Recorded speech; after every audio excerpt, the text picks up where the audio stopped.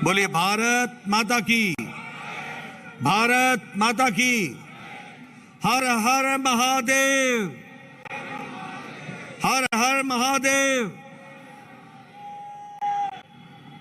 आज के इस जनसभा में मंच पर उपस्थित हमारे भारतीय जनता पार्टी के जुझारू, कर्मशील और संवेदनशील अध्यक्ष श्री चंद्रशेखर बावनकुले जी, हमारी राष्ट्रीय मंत्री, मध्य प्रदेश में सह प्रभारी बहन पंकजा ताई मुंडे जी, हमारे केंद्रीय मंत्री राव साहब दानवे जी, केंद्र में हमारे मंत्री भागवत कराड़ जी, हमारे विजय राहतकर जी राष्ट्रीय महामंत्री, और अतुल सावे जी विधायक औरंगाबाद पूर्व, हमारे संगठन को चालना देने वाले ऐसे हमारे राष्ट्रीय सह संगठन मंत्री शिव प्रकाश जी, हरिभाऊ जी, हमारे सांसद मनोज कोटक जी, संजय केणेकर जी,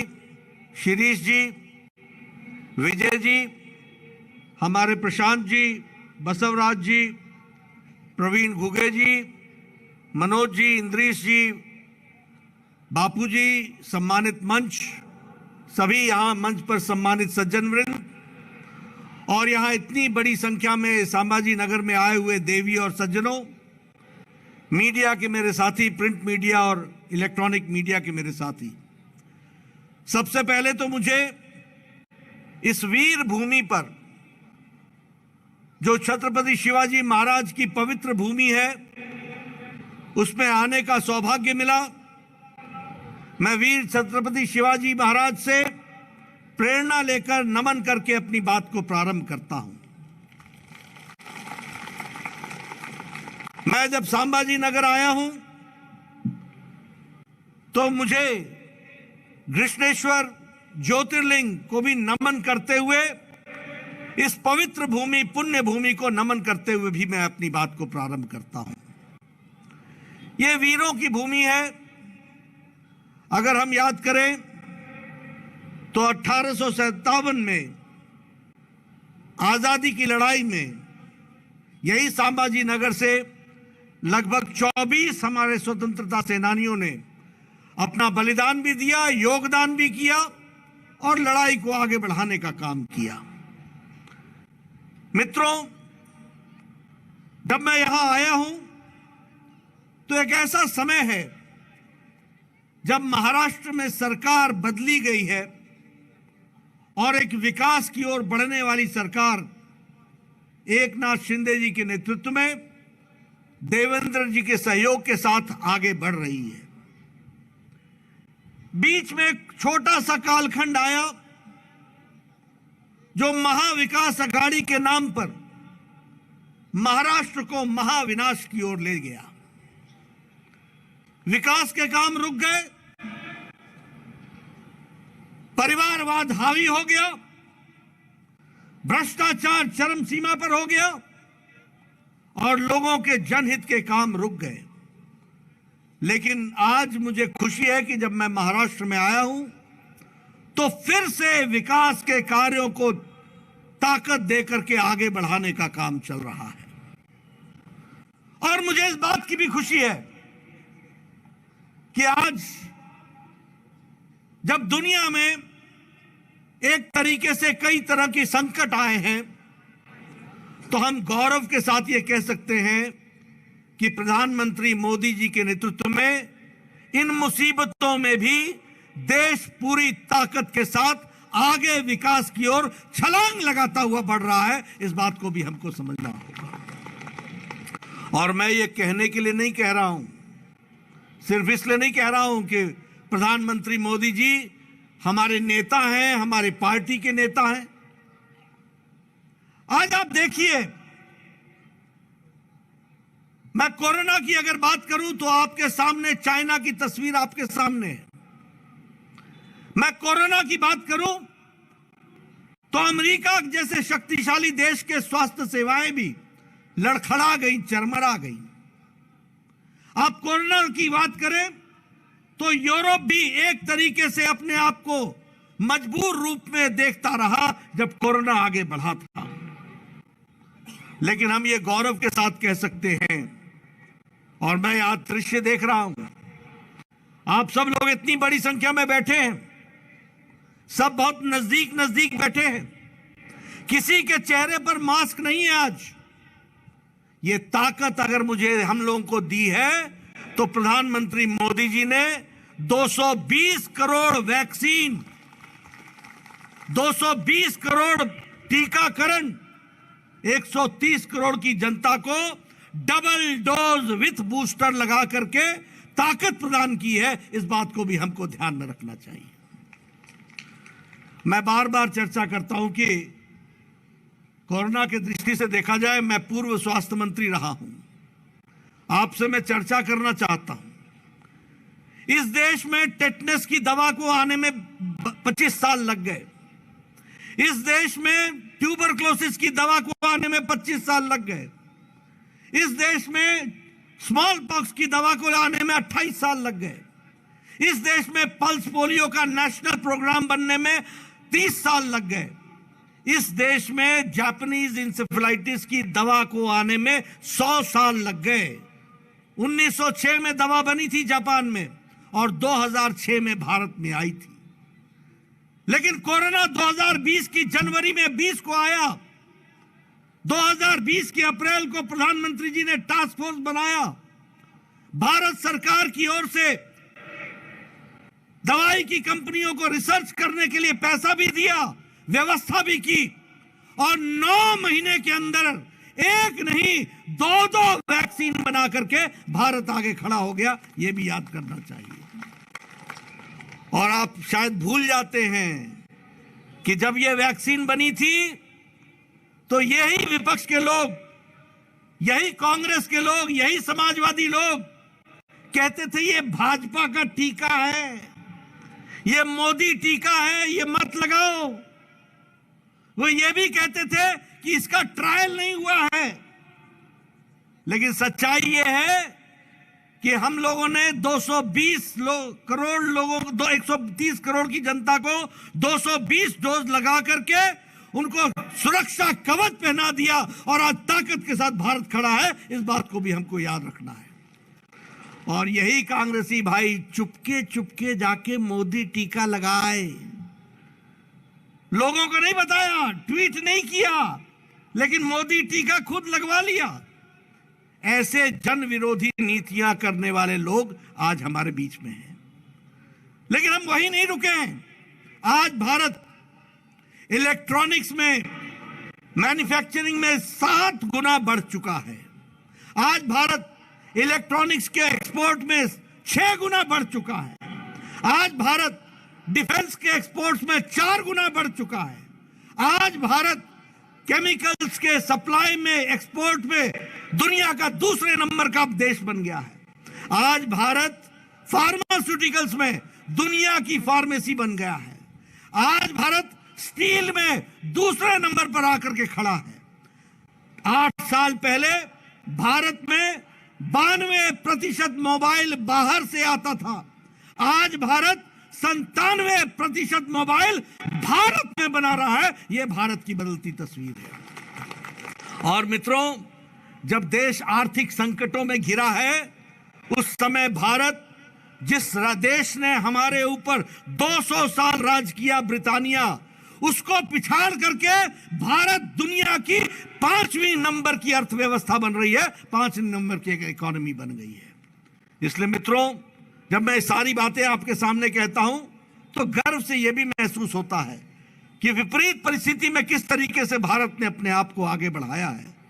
और उसी तरीके से अगर हम बात करें, यूक्रेन का युद्ध हुआ, कौन सा ऐसा देश था जिसने अपने लोगों को वापस लाने की व्यवस्था की? क्या अमेरिका ने की? क्या पाकिस्तान ने की? क्या चीन ने की? क्या श्रीलंका ने की? क्या बांग्लादेश ने की? कौन सा ऐसा देश था? लेकिन हमें यह फक्र होता है कि भारत के यशस्वी प्रधानमंत्री जी ने एक समय में पुतिन से बात की, एक समय में ज़ेलेंस्की से बात की, युद्ध को रुकवाया और 32,000 विद्यार्थी वापस सुरक्षित हमारे देश के अंदर लाने का काम किया है। इसलिए मित्रों, अगर हम विकास की कहानी कहें तो ध्यान में आता है कि देश बहुत तरीके से आगे बढ़ने का काम किया है। और यहां मैं ये भी कहना चाहूंगा कि जहां तक आम नागरिक का सवाल है, महिलाओं का सवाल है, हमारी योजना क्या है? गांव, गरीब, वंचित, पीड़ित, शोषित, दलित, महिला, युवा, किसान, समाज के अंतिम पायदान में खड़ा व्यक्ति, उसको मजबूती देने का हमारा काम है। और फिर हम कहने के लिए नहीं कहते हैं। इस देश में 11 करोड़ बहनें ऐसी थी जिनके पास गैस का चूल्हा नहीं था। आज मोदी जी ने उनको गैस का चूल्हा भी दिया, सिलेंडर भी दिया और उनको स्वाभिमान के साथ खड़ा होने के लिए उनकी ताकत को बढ़ाया। कैसा देश था भारत? 70 साल की आजादी हो गई और हमारे यहां घर में शौचालय नहीं था और इनकी संख्या कितनी थी? 12 करोड़। इसका मतलब 12 करोड़ बहनें अपने दैनिक नित्य क्रम के लिए घर से बाहर खेतों में जाया करती थी। कैसा देश था? लेकिन प्रधानमंत्री मोदी जी ने 12 करोड़ इज्जत घर बनाकर 12 करोड़ बहनों को इज्जत देने का काम किया तो नरेंद्र मोदी जी ने किया है। यह सौभाग्य योजना, 18,000 गांव में बिजली नहीं। कितनी संख्या? 18,000। 2.5 करोड़ लोगों के घर में बिजली नहीं। 2.5 करोड़ लोगों को बिजली देने का काम किया। उजाला योजना, उज्ज्वला योजना, सौभाग्य योजना, स्वच्छता अभियान, ये सारी योजनाएं एक तरीके से भारत को मजबूती ला रही हैं। मैं यहां यह भी कहना चाहूंगा कि प्रधानमंत्री गरीब कल्याण अन्न योजना ये छोटी योजना नहीं है। इसके कारण भारत में अति गरीबी 1% से नीचे आ गई है, 1% से नीचे आ गई है। और 80 करोड़ की जनता को 5 किलो गेहूं या 5 किलो चावल, 1 किलो दाल ये देने का तय किया है। आपको जानकर खुशी होगी कि 7 करोड़ 30 लाख घरों को 7 करोड़ 30 लाख घरों को पानी की व्यवस्था की गई है। और हमारे यहां संभाजी नगर में भी 1,18,000 घरों को पानी से जल, हर घर जल पहुंचाने का भी काम किया गया है। इसलिए मित्रों, फिर चाहे प्रधानमंत्री आवास योजना हो, 3 करोड़ 60 लाख घरों को घर बना करके दिए हैं। और उसी तरीके से प्रधानमंत्री किसान सम्मान निधि में 11 करोड़ 78 लाख लोगों को 2,000 रुपए हर चौथे महीने देने का काम किया है। इसलिए विकास की एक नई गाथा लिखी जा रही है। मैं यहां यह भी कहना चाहूंगा कि जब मैं महाराष्ट्र की बात करता हूं तो पिछले 12 दिसंबर को प्रधानमंत्री मोदी जी आए थे। उन्होंने 75,000 करोड़ रुपए के प्रोजेक्ट्स दिए थे, 75,000 करोड़ के प्रोजेक्ट्स दिए थे। और उसी तरीके से विकास की एक नई कहानी को लिखने का काम किया है। हर दृष्टि से, चाहे सड़क हो, चाहे इंफ्रास्ट्रक्चर हो, चाहे हाईवेज हो, चाहे एयरपोर्ट्स हो, चाहे रेलवे स्टेशन हो, हर दृष्टि से विकास की एक नई कहानी लिखने का काम किया है। और आज हमारी कोशिश है कि फिर से एकनाथ शिंदे और देवेंद्र जी की सरकार इस काम को आगे बढ़ाए। 12 मेडिकल कॉलेजेस महाराष्ट्र को दिए, all India institute of medical sciences दिया है, इंस्टीट्यूट्स पर इंस्टीट्यूट्स दिए जा रहे हैं ताकि विकास हो सके। और यहां मैं एक बात और भी कहना चाहूंगा कि चाहे इंफ्रास्ट्रक्चर ग्रोथ की बात हो, 191 किलोमीटर का मुंबई का मेट्रो हो, और उसी तरीके से मुंबई ट्रांस हार्बर लिंक जो कंप्लीट हो रहा है उसका काम हो, जलयुक्त अभियान हो, ये सारे काम महाराष्ट्र की सरकार ने बहुत तीव्र गति से किए हैं। मैं यहां आपके सामने ऐसी बहुत लंबी लिस्ट रख सकता हूं जो विकास की दृष्टि से किए गए हैं, लेकिन आपका ज्यादा समय न लेता हुआ मैं 2-3 बातें कह करके अपनी बात को समाप्त करना चाहूंगा। मित्रों, एक बात हमको समझ लेनी चाहिए कि यह सरकार जो बनी थी, यह सरकार चुनाव के दौरान हम जब आए थे तो प्रधानमंत्री जी ने कहा था ऊपर नरेंद्र नीचे देवेंद्र, और इस बात को लेकर के हम आगे बढ़े थे। उद्धव ठाकरे जी ने भारतीय जनता पार्टी को धोखा देकर कुर्सी की गद्दी के लालच में आकर उनके साथ जाकर के मिल गए जिनके खिलाफ बाला साहब देवरस सारी जिंदगी लड़ते रहे, वही कांग्रेसी और वही एनसीपी के साथ जाकर के मिल गए। और किस लिए मिले? कुर्सी के खातिर विचारों को का बलिदान दे दिया, वैचारिक पृष्ठभूमि को भूल गए। जो राष्ट्रवादी ताकतों के साथ खड़े होते थे उन लोगों ने नए चेहरे, नए नकाब, नए मुखौटे पहन करके वो खड़े हो गए। लेकिन आप जानते हैं असली असली होता है, नकली नकली होता है।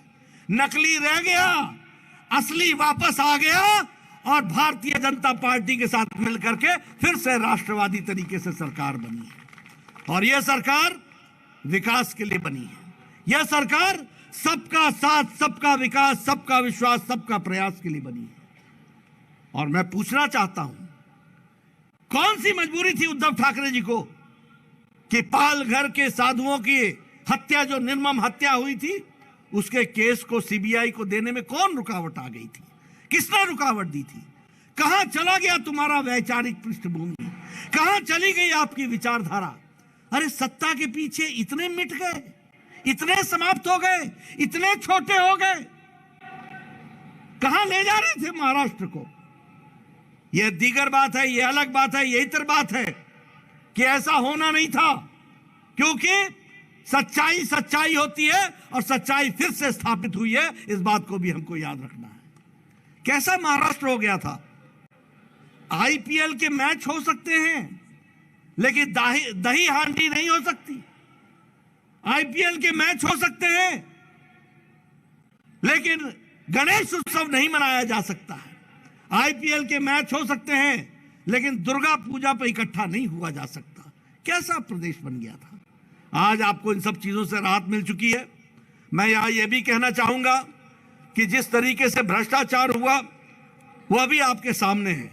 और जब मैं भ्रष्टाचार की बात करता हूं तो मैं हमेशा कहता हूं कि एक हमारा जैम था, जन धन आधार मोबाइल, यानी जनधन में अकाउंट खोलो, आधार से जोड़ो और मोबाइल से पेमेंट भी करो और अपने खाते में आपको सरकार की सुविधा मिलेगी। एक इनका भी जैम है, वो JAM क्या है? वो है जॉइंटली एक्वायर मनी। इकट्ठे होकर के तीन दुकानें खोल ली, तीन दुकानें। पहले उद्धव ठाकरे की शिवसेना को अर्पण करके आओ, फिर कांग्रेस को करो, फिर एनसीपी को करो, तीन दुकानें खोल गई, कोई काम नहीं। और आज महाराष्ट्र भ्रष्टाचार मुक्त हो चुका है और विकास युक्त हो चुका है। इसको भी याद रखने की जरूरत है। और अगर मैं कहूं डीबीटी, तो हमारा था डायरेक्ट बेनिफिट ट्रांसफर, यानी जो पात्र है उसको डायरेक्ट बेनिफिट का ट्रांसफर हो जाए। और इनकी डीबीटी क्या थी? इनकी डीबीटी थी dealership, D for dealership, B for brokerage और टी फॉर ट्रांसफर। ट्रांसफर में पैसे कमाओ, दलाली में पैसे कमाओ और डीलरशिप में पैसे कमाओ। यही धंधा बन चुका था। ऐसी सरकार को आपने उखाड़ करके फेंक दिया। मैं आपको बधाई भी देता हूं, धन्यवाद भी देता हूं और आपको विश्वास दिलाता हूं कि एकनाथ शिंदे और देवेंद्र फडणवीस जी की सरकार मजबूती से महाराष्ट्र की जनता की सेवा में जुटेगी, विकास को आगे बढ़ाएगी और आगे ले जाने का काम करेगी। आप बताइए, ऐसी सरकार को आप साथ देंगे ना? आप ऐसी सरकार को साथ देंगे ना? ऐसी सरकार महाराष्ट्र में चाहिए ना? ऐसी सरकार महाराष्ट्र में चाहिए ना? ऐसी सरकार महाराष्ट्र में चाहिए ना? मैं एक ही बात आपको कहना चाहता हूं, हम नेक नियति से मोदी जी के नेतृत्व में देश की, प्रदेश की सेवा में लगे। यहां एक एक बैठा हुआ कार्यकर्ता राष्ट्रभक्त है। यहां एक एक जनता में बैठे हुए देवी और सज्जन वो राष्ट्रभक्ति से ओतप्रोत है, वो देश को आगे बढ़ाना चाहते हैं। और हम लोगों को संकल्प लेना चाहिए कि जो लोग इस देश को कमजोर करना चाहते हैं, जो लोग महाराष्ट्र को कमजोर करना चाहते हैं, जो लोग भ्रष्टाचार के नाम पर अपनी रोटियां सेकना चाहते हैं, जो सरकारें जिनके मंत्री जेल में हो, ऐसे लोगों को नमस्कार करना चाहिए और जो लोग काम करना चाहते हैं उनका सत्कार करना चाहिए, उनका स्वागत करना चाहिए। मुझे पूरा विश्वास है कि आप इन सारी बातों को ध्यान में रखेंगे और मेरी बात को आप सुनेंगे। इतनी देर रात गए भी आपने मेरी बात को सुनने के लिए आप रुके, आपका बहुत बहुत धन्यवाद। जय भारत, जय महाराष्ट्र। बोलिए छत्रपति महाराज की, बोलिए छत्रपति महाराज की, छत्रपति महाराज की। बहुत बहुत धन्यवाद। माननीय राष्ट्रीय अध्यक्ष जी को मेरी विनती है कि औरंगाबाद शहर के जिले के शिरीष बोरालकर